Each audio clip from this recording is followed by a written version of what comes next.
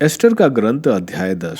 मुर्दकाय का व्यापक प्रभाव। राजा अर्थजेर्सस ने देश के प्रांतों और समुद्र के द्वीपों पर कर लगाया। उसके सब महान और प्रतापी कार्यों का विवरण और राजा द्वारा मुर्दकाय को प्रदत्त सम्मान और अधिकार का वर्णन मेदिया और फारस के राजाओं के इतिहास ग्रंथ में किया गया है। राजा अर्थजेर्सस के बाद यहूदी मुर्दकाय का स्थान दूसरा था। वह यहूदियों में सम्मानित और अपने बहुसंख्यक भाइयों में लोकप्रिय था, क्योंकि वह अपनी जाति के लोगों का उपकारी था और उनकी सुख शांति के लिए प्रयत्नशील था। मुर्दकाय का एस्टर से निवेदन। मुर्दकाय ने कहा, यह सब ईश्वर की ओर से ही हुआ है। मुर्दकाय को अपना देखा हुआ स्वप्न याद आया, जिसका संबंध इन्हीं घटनाओं में था। उसकी हर बात सच निकली। वो छोटा झरना बड़ी नदी बन गया। फिर प्रकाश, सूर्य और अपार जलधारा। झरना और नदी एस्टर है, जिसके साथ राजा ने विवाह किया और उसे रानी बनाया। वे दोनों पंखदार सर्प मैं और हमान हैं। जो राष्ट्र एकत्र हुए वे हैं जो यहूदियों का नाम मिटाना चाहते थे, जो ईश्वर की दुहाई देते थे,